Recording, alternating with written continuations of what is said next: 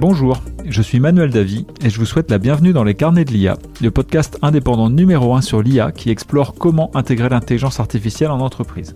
Dans chaque épisode, je reçois des experts qui partagent leur retour d'expérience, par où commencer, quelles bonnes pratiques adopter et comment transformer concrètement votre organisation. Les Carnets de l'IA est un podcast de la Cité de l'IA. Un grand merci à la Fondation MMA des entrepreneurs du futur qui soutient votre podcast. Bonjour à tous. Aujourd'hui, j'ai le plaisir d'être avec Caroline Roussel, qui est directrice générale de l'IESEG School of Management. Bonjour Caroline. Bonjour à tous. Selon notre tradition, est-ce que tu pourrais te présenter et puis aussi nous présenter l'IESEG ? Avec grand plaisir. Donc, je suis effectivement directrice générale de cette belle école depuis 4 ans maintenant. Avant d'être directrice générale de l'IESEG, j'étais enseignant-chercheur au début de ma carrière. Et puis, j'ai occupé différentes responsabilités, notamment la partie de la gestion académique, de la gestion du corps professoral, de la recherche, de la pédagogie et des accréditations de l'IESEG. Donc, un parcours un peu en 2 temps, enseignant-chercheur et responsabilité académique. L'IESEG, en quelques mots et peut-être quelques chiffres clés, c'est aujourd'hui 9000 étudiants, c'est 630 collaborateurs, dont la moitié de staff administratif et donc la moitié de collaborateurs académiques, professeurs, doctorants, post-doc. C'est 2 campus, Lille et Paris, et c'est une quinzaine de programmes qui vont des programmes post-bac, comme notre bachelor en business international ou le programme grande école, des masters spécialisés et de la formation continue. Voilà en quelques chiffres clés. Vous êtes un très bel acteur de l'enseignement supérieur et ça tombe bien parce qu'il y a une thématique sur laquelle nos auditeurs m'interpellent régulièrement, c'est avec l'arrivée finalement très rapide et presque brutale de l'intelligence artificielle générative depuis 2022. Les étudiants, évidemment, s'en sont emparés très très rapidement parce que c'est pratique pour faire les mémoires de stage et d'autres choses. Les enseignants ont été confrontés à ça et donc est-ce que tu pourrais nous dire en gros comment s'est faite cette adaptation, où en est cette adaptation et finalement qu'est-ce qu'il faut en attendre là dans les années à venir ? Alors, comme tu le soulignes, il y a un élément important, c'est qu'effectivement, non seulement il y a une vitesse de diffusion qui a été très rapide, mais il y a aussi eu une adoption par les étudiants notamment, mais par n'importe qui, par tous les particuliers, qui a été très rapide et beaucoup plus rapide que n'importe quelle nouvelle technologie en ce qui concerne l'IA. Donc forcément, l'adaptation, elle doit se faire au fil de l'eau et elle se fait beaucoup par test and learn, par expérience, parce que la difficulté peut-être, c'est que les outils d'IA aujourd'hui, qu'ils soient à destination de la pédagogie ou du grand public, ils évoluent très vite. Et les choix de solutions que tu peux faire à un moment donné sont pas forcément les meilleurs outils qui seront encore pertinents dans 6 mois. Donc c'est vraiment beaucoup de tests, d'expérimentation avec les étudiants, avec les professeurs, et puis on adapte. Et petit à petit, on bâtit notre stratégie IA. Mais bien sûr, tu l'as souligné, l'enjeu principal quand l'IA s'est diffusée aussi rapidement, ça a été celle de l'évaluation des compétences de nos étudiants, tout simplement. Comment garantir ces compétences ?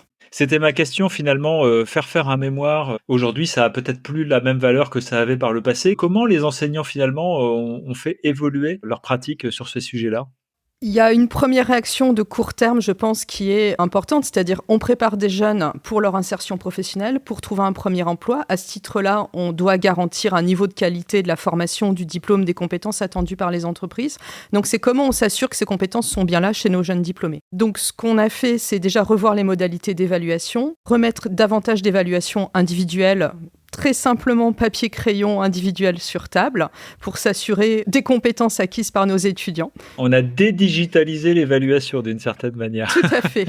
Et on a davantage individualisé que collectivisé l'évaluation. Ça, c'est un élément important. D'accord. Également. Ouais. Et puis, beaucoup plus d'oralité également dans l'évaluation. L'IA, c'est un outil formidable que nos étudiants vont utiliser et que les professeurs les encouragent à utiliser sur certains cours, sur certains projets, sur certains sujets.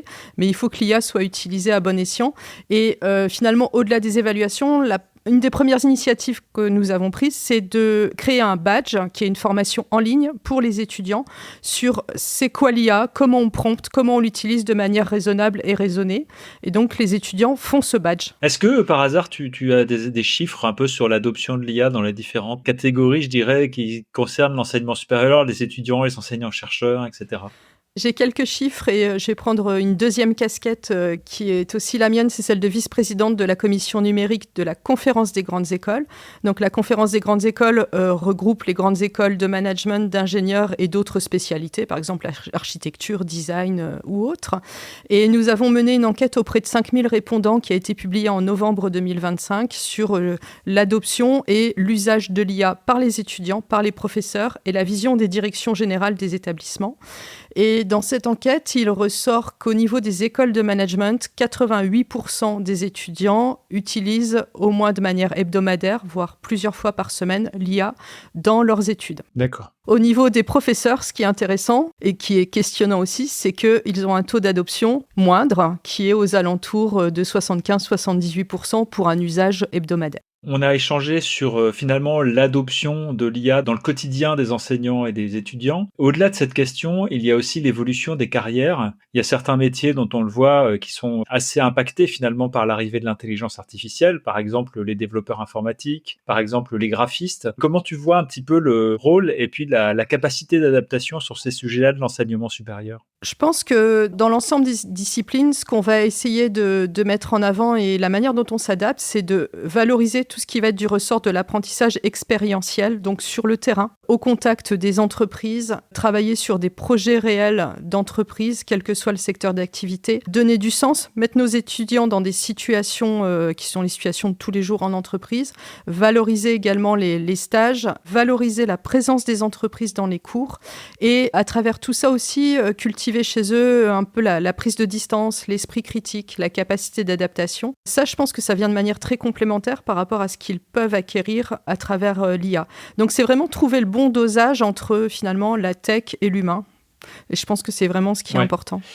Oui, oui, c'est sûr qu'aujourd'hui, c'est une situation assez unique, c'est-à-dire que la connaissance terrain, elle a foisonné dans les entreprises parce qu'elles s'en sont opérées très vite et ça n'a pas encore complètement diffusé dans les cursus académiques qui existent. Donc, le fait de passer par le terrain est effectivement une très bonne idée. Bah, ça nous amène à notre première question.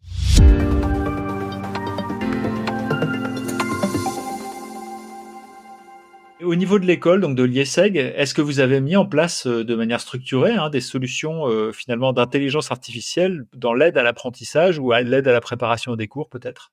Alors effectivement, on a depuis 1 an testé des solutions et on les adopte maintenant plus largement, qui sont des solutions d'accompagnement individualisé à l'apprentissage pour nos étudiants. Donc concrètement, comment ça se passe? C'est une solution qui s'appelle Complément. C'est un avatar qui peut prendre différentes formes, qui peut parler 25 langues différentes et qui est disponible, qui a le grand avantage d'être disponible 24 heures sur 24, 7 jours sur 7, auquel le professeur va fournir ses contenus de cours. Donc c'est un système fermé, les connaissances sont validées, vérifiées par le professeur et cet avatar va restituer, réexpliquer, peut-être avec des mots différents ou une manière d'expliquer différente à l'étudiant les concepts qui sont vus au cours. Donc ça permet à l'étudiant de réviser la nuit, s'il a envie de réviser la nuit la veille de l'examen. Ça lui permet de poser ses questions en direct à tout moment.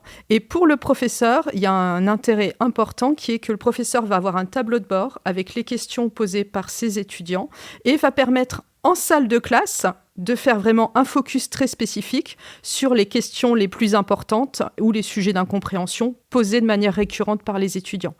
Donc c'est vraiment un complément IA à l'apprentissage en salle de classe. Ouais, pour le coup, ça rajoute une composante peut-être plus interactive, voire plus ludique, dans le parcours d'apprentissage qui peut être rébarbatif. Et comment a réagi le corps professoral par rapport à ce type de technologie? Quel est le niveau d'engouement ou au contraire de rejet qu'il peut y avoir?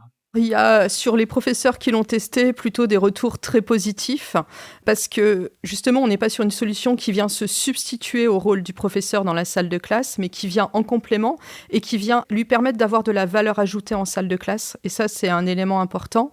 Et côté étudiant, on a des retours également qui sont très positifs. Donc, c'est une solution dans laquelle on croit, à tel point que l'IESEG s'est porté investisseur dans la première levée de fonds de cette société. Voilà. Très bien. Bah, je pense que ce que vous illustrez aussi à travers cet exemple en tant qu'établissement, c'est que si on veut être capable de bien enseigner le travail à l'ère de l'IA, il faut s'y mettre et déjà le comprendre pour soi-même. Donc, ça, c'est une belle expérience. Vous avez d'autres projets de cette nature-là qui sont dans les tuyaux peut-être? On a d'autres outils, notamment des outils de simulation sur des compétences de négociation, des compétences, de vente commerciale, avec un outil qui s'appelle muchbetter.ai, sur lequel on n'investit pas, mais qu'on utilise, dans notre pédagogie. Et puis des outils de simulation aux entretiens d'embauche aussi, dans le cadre de notre programme carrière pour préparer les étudiants, soit sur, les entretiens de recrutement de stage ou de premier emploi. Le champ des possibles dans l'enseignement est très vaste avec l'IA, que ce soit de la préparation des exercices, ou des contrôles, le contrôle des connaissances, et cetera. C'est des choses, j'imagine, que vous avez aussi pas mal explorées. Alors l'IA est venue percuter le rôle de l'enseignant et les métiers de la formation et de l'éducation, mais je pense qu'il faut vraiment le voir comme une opportunité d'enrichir ce qu'on fait, de laisser encore plus de place dans la salle de classe à l'expérience, d'aller encore plus sur le terrain avec nos étudiants et finalement les tâches peut-être les plus chronophages qui étaient de lire beaucoup de rapports, de faire du feedback aux étudiants, bah, tout ça peut être délégué à une IA qui le fait de manière beaucoup plus rapide et beaucoup plus précise et surtout individualisée. Et c'est la personnalisation que l'IA permet qui apporte vraiment de la valeur ajoutée. C'est peut-être aussi une façon de ressusciter des vocations d'enseignants en déchargeant finalement les enseignants de ces tâches parfois un peu pénibles de corriger les copies et de devoir faire l'exercice, du contrôle. Oui, et de remettre l'interaction avec les étudiants au centre.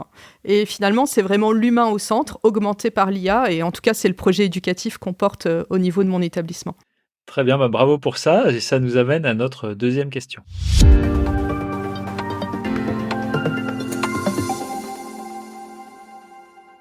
Alors, on parle beaucoup aujourd'hui de l'impact, de l'arrivée de l'intelligence artificielle sur certains métiers, sur, l'entrée dans la profession des jeunes diplômés. Premièrement, est-ce que c'est un sujet que vous avez observé par rapport à vos statistiques d'embauche de vos étudiants? Et deuxièmement, quelles sont les adaptations possibles et de l'enseignement supérieur et des entreprises par rapport à cette, possible réalité? C'est une question fondamentale puisque l'objectif même de notre métier, de nos établissements, c'est de former des jeunes pour qu'ils trouvent un emploi à la sortie, à la diplomation. Donc effectivement, c'est un sujet qu'on suit de très près. Aujourd'hui, on n'a pas encore d'impact sur les statistiques qu'on suit d'insertion professionnelle à 3 mois, à 6 mois, sur la capacité des jeunes diplômés à trouver un CDI. Par contre, on va suivre de très près ces statistiques dans les prochaines 12, 18, 24 mois, puisqu'on sait qu'un certain nombre d'entreprises réfléchissent à comment restructurer leur organisation, leurs effectifs par rapport à ce que peut apporter l'IA, notamment sur les secteurs d'activité sur lesquels on prépare nos jeunes diplômés en école de management.